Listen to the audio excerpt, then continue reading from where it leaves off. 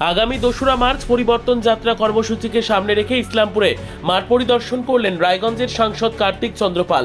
শনিবার বিকেলে তিনি ইসলামপুরের কোর্ট ময়দান ও হাইস্কুল মাঠ ঘুরে দেখেন এবং প্রস্তুতির খুঁটিনাটি বিষয়ে দলীয় নেতৃত্বের সঙ্গে আলোচনা করেন। সাংসদের সঙ্গে উপস্থিত ছিলেন দলের জেলা সভাপতি নিমাই কবিরাজ সহ অন্যান্য নেতৃত্ব। কর্মসূচিকে সফল করতে প্রয়োজনীয় পরিকাঠামো, নিরাপত্তা ব্যবস্থা ও জনসমাগমের দিকগুলি খতিয়ে দেখা হয়। সাংসদ কার্তিক চন্দ্র পাল জানান, মালদা বিভাগের পরিবর্তন যাত্রা উত্তর ও দক্ষিণ মালদা এবং বালুরঘাট ও রায়গঞ্জ লোকসভা নিয়ে মালদা বিভাগ, সেই কারণে ইসলামপুর থেকেই সূচনা হবে পরিবর্তন যাত্রা। এই কর্মসূচিতে উপস্থিত থাকবেন বিজেপির সর্বভারতীয় সভাপতি নীতিন নবীন, রাজ্য সভাপতি শ্রমিক ভট্টাচার্য সহ বিজেপি নেতৃত্বরা। তার উপস্থিতিকে ঘিরে ইতিমধ্যেই দলীয় কর্মী সমর্থকদের মধ্যে ব্যাপক উৎসাহ দেখা যাচ্ছে। দলীয় সূত্রে জানা গিয়েছে, পরিবর্তন যাত্রার মাধ্যমে রাজ্য সরকারের বিরুদ্ধে একাধিক ইস্যুতে সরব হয়ে বিজেপি এবং সাধারণ মানুষের কাছে নিজেদের বার্তা পৌঁছে দেবে।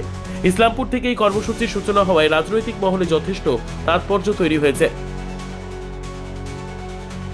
গোটা রাজ্যব্যাপী পরিবর্তন যাত্রা হচ্ছে। সেই পরিবর্তন যাত্রা মালদা বিভাগ আমাদের উত্তর দিনাজপুর, দক্ষিণ দিনাজপুর এবং উত্তর মালদা, দক্ষিণ মালদা নিয়ে মালদা বিভাগ।